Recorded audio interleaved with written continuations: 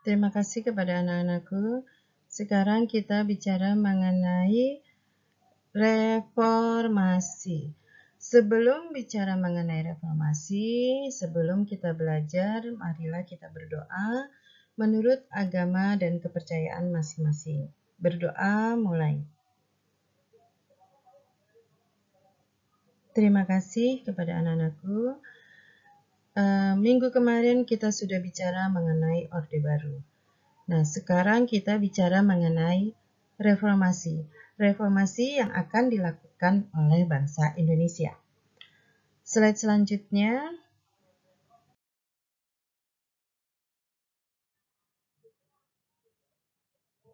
Pengertian dari reformasi. Ini kita ada gambar Presiden Soeharto sebelum berakhirnya Orde Baru. Ya, di sini kalian lihat yaitu pengertian reformasi. Suatu gerakan yang menghendaki adanya perubahan kehidupan bermasyarakat, berbangsa, dan bernegara ke arah yang lebih baik. Ini adalah pengertian dari reformasi.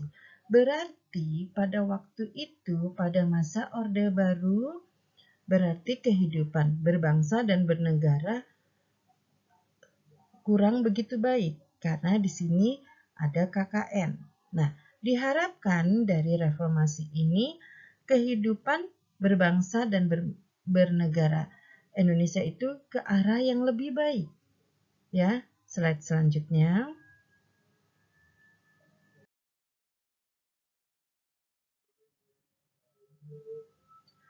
Proses lahirnya gerakan reformasi di Indonesia. Yang pertama, gerakan reformasi di Indonesia dimulai pada tanggal 22 Januari 1998. Jadi gerakan reformasi ini sudah mulai muncul tanggal 22 Januari 1998. Ya.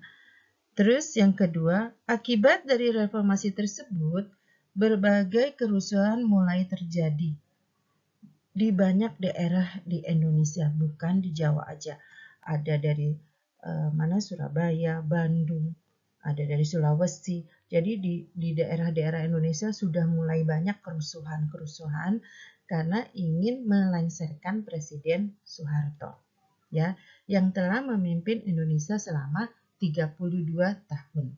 Kalian tahu kalau kita memerintah 5 tahun, 10 tahun itu masih baik-baik saja. Tapi setelah lebih dari 20 tahun bukan menjadi lebih baik, tapi mulai terjadi pergeseran, mulai terjadi korupsi, mulai terjadi ketidakbaikan dalam pemerintahan, ya. Terus dilihat lagi di sini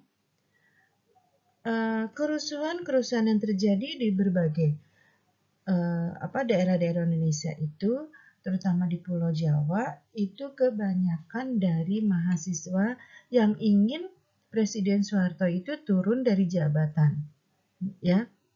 Tetapi di dalam kerusuhan itu banyak menimbulkan korban yang terdiri dari mahasiswa yang pada demo, terutama di daerah Trisakti, ya.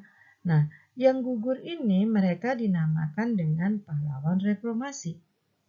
Slide selanjutnya.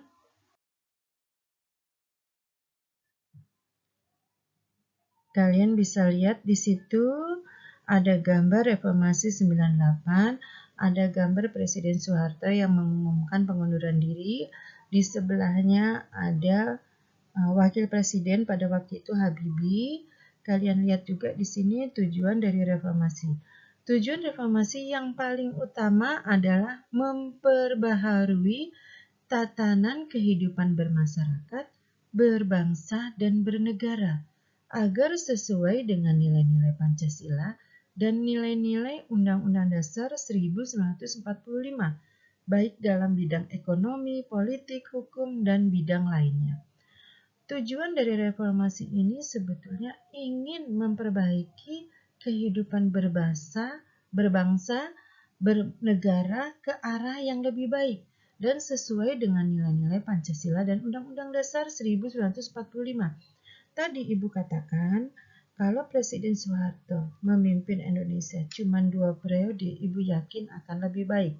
Tapi ini memimpin selama 32 tahun. Otomatis keadaan Indonesia baik politik ekonomi makin lama dia memimpin makin ada yang tidak baik. Contohnya misalnya sudah banyak korupsi di bidang ekonomi maupun politik. Kenapa di bidang ekonomi di sini yang lebih ditekankan? Karena misalnya saja ada suatu perusahaan ingin membuat mobil. Nah, mobil itu harusnya dimenangkan oleh beberapa orang yang memenangi tender. Tapi kenyataannya karena salah satunya di situ ada anak Soeharto, dia yang dimenangkan. Otomatis ini menimbulkan apa? Kolusi, nepotisme. Baru di situ terjadilah korupsi. Ya. Dilihat lagi slide selanjutnya. Dilihat di sini. Ini pasca Orde Baru, setelah Orde Baru. Di sini ada beberapa pemerintahan dari presiden kita setelah Presiden Soeharto. Yang pertama di sini ada pemerintahan Habibie. Yang kedua pemerintahan Abdurrahman Wahid yang dikenal dengan Gus Dur. Terus ada juga pemerintahan Megawati Soekarno Putri. Yang keempat di sini pemerintahan Susilo Bambang Yudhoyono atau SBY. Ibu tidak bicara mengenai Jokowi. Yang Ibu ditekankan di sini hanya 4 dulu. Kita bahas satu persatu yaitu mengenai pemerintahan Habibie. Slide selanjutnya.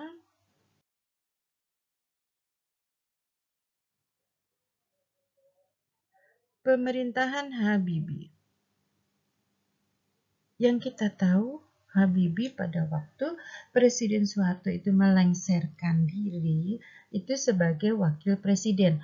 Otomatis setelah Presiden Soeharto lengser, yang naik siapa? Ya wakilnya.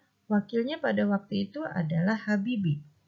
Dilihat lagi, pada masa Habibie itu sebetulnya kalau menurut Ibu ya, sebetulnya sudah lebih baik. Kenapa Ibu katakan lebih baik? Pertama, kalau dulu yang namanya presiden akan ke luar negeri, itu bawa penerjemah. Misalnya kalau kita ke Jerman. Di samping Presiden Soeharto itu ada penerjemahnya. Karena Presiden Soeharto memakai bahasa Indonesia. Otomatis orang Jerman nggak tahu dong apa yang diomongin oleh Presiden Soeharto. Tapi setelah pemerintahan Habibie ke luar negeri itu tidak perlu pakai penerjemah. Kenapa? Karena Habibie itu jago sampai 7 bahasa asing. Berarti di mata dunia Habibie termasuk orang pintar karena dia ngerti 7 bahasa. Kalau ke Jerman dia udah ngelotok karena dulu dia pendidikannya di Jerman, ya. Profesornya di Jerman, ya. Jadi otomatis dia ngerti bahasa Jerman. Kalau ke Inggris dia pakai bahasa Inggris, kalau ke Prancis dia pakai bahasa Prancis. Jadi nggak perlu terjemah. Nah, pemerintahan Habibie di sini sebetulnya selain memperbaiki ekonomi politik, di sini ditekankan di sini masalah ekonominya pada masa pemerintahan Habibie itu bekerja sama dengan Dana Moneter Internasional. Jadi mulai ada orang asing yang masuk Indonesia mengenai ekonominya. Terus tetapi di dalam pemerintahan Habibie ini disorot mengenai kejadian yang paling dianggap penting, yaitu mengenal referendum bagi Timur Timur. Ya, kalian tahu pada waktu itu Indonesia memiliki 27 provinsi di Indonesia. Nah, salah satunya adalah Timur Timur. Orang Timur Timur ini sebagian ada yang memilih Indonesia, ada yang sebagian ingin lepas dari Indonesia. Karena pada waktu itu Presiden Habibie sangat yakin banget orang Timur Timur itu akan memilih Indonesia. Makanya dia berani melakukan referendum. Tapi kenyataannya bangsa Timur Timur atau suku Timur Timur atau provinsi Timur Timur itu pas dilakukan pemilu, dia ingin melepaskan diri dari Indonesia. Itu yang tidak disangka oleh Habibie. Ya. Jadi sebagian besar itu ingin lepas dari Indonesia. Setelah dijejak pendapat, akhirnya pada milih Timur Timur, otomatis kalah Indonesia. Makanya pada bulan Oktober 1999, Timur Timur lepas dari Indonesia. Ini adalah hal yang sangat penting bagi Indonesia. Ini juga hal yang sangat penting bagi masyarakat Indonesia. Dengan pemerintahan Habibie, Timur Timur bisa lepas dari provinsi Indonesia. Ya, otomatis apa? Di dalam sidang umum MPR, pertanggungjawaban Presiden Habibie tidak diterima karena tadi Timur Timur lepas dari Indonesia. Itu yang sangat penting. Ya, slide selanjutnya.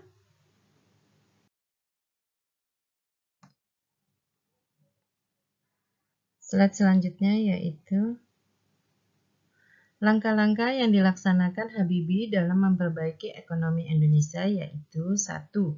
Memperbaiki perbankan. Pada waktu Presiden Habibie memimpin Indonesia, setelah dilihat mengenai perbankan, itu ada beberapa perbankan yang sudah tidak layak lagi. Jadi di sini Habibie berusaha memperbaiki perbankan yang masih sehat ya, yang sudah tidak sehat sudah tidak dipakai lagi. Terus yang kedua, melikuidasi beberapa bank yang bermasalah. Maksudnya di sini karena pada waktu itu Indonesia banyak banget bank-bank yang beredar di masyarakat, ya, otomatis ini tidak sehat bagi keadaan ekonomi Indonesia. Nah, Habibie berusaha melikuidasi beberapa bank yang bermasalah. Salah satunya di sini bank yang sudah tidak boleh beredar yaitu Bank Mutiara, Bank Modern, dan lain-lain. Ya. Terus yang ketiga, merekonstruksikan perekonomian Indonesia. Tadi, setelah bank-bank yang bermasalah sudah tidak boleh beredar di Indonesia lagi, di sini Habibie berusaha memperbaiki perekonomian Indonesia supaya lebih baik lagi, supaya Indonesia ekonominya bisa lebih maju lagi. Terus yang keempat, di sini membentuk lembaga pemantau dan penyelesaian masalah utang luar negeri. Nah, langkah-langkah Habibie ini sebetulnya bagus di nomor 4 karena Habibie berusaha membentuk lembaga pemantau dan penyelesaian masalah utang luar negeri. Jadi, Presiden Habibie mulai berusaha untuk membayar atau menyelesaikan masalah utang luar negeri Indonesia di luar negeri ya. Jadi Habibie berusaha menyelesaikannya. Ya, slide selanjutnya.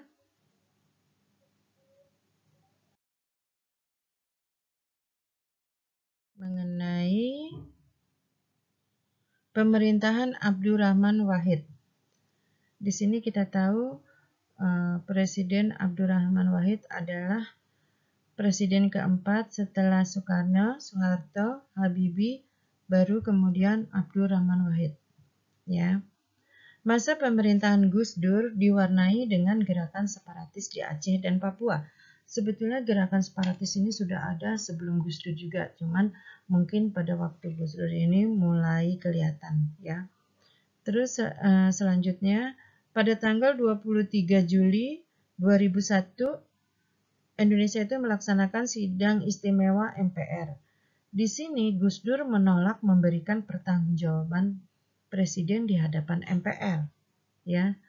Terus dilihat lagi pada tanggal 24 Juli 2001 Gus Dur mengumumkan pemindahan kekuasaan kepada Megawati Soekarno Putri.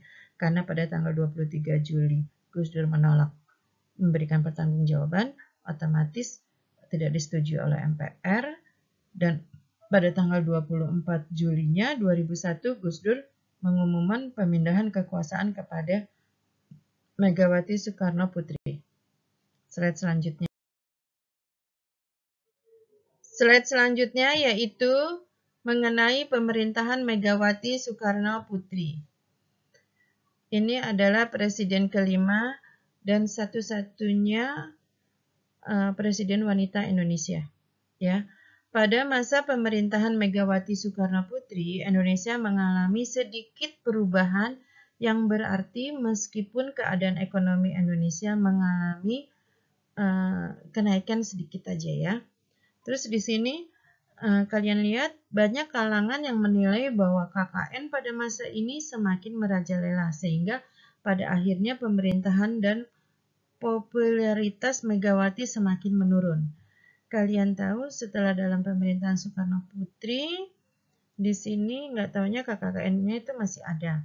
Dan otomatis pemerintahannya atau popularitas Megawati semakin menurun. Karena di sini rakyat berpikiran, kok dalam pemerintahan Megawati Soekarno Putri itu masih ada aja KKN. Terutama untuk kalangan-kalangan tertentu, terutama untuk partainya Megawati yaitu PDI Perjuangan. Di sini kebanyakan dalam pemerintahannya, dalam menterinya itu dari PDI. Ya, slide selanjutnya.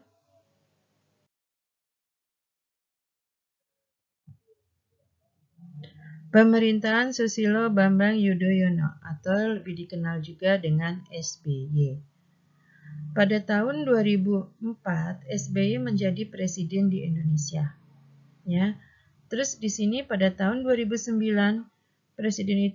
Presiden SBY menyalonkan untuk kedua kalinya menjadi presiden didampingi oleh wakil presiden yaitu Budiono sebagai wakil dalam pemerintahan SBY.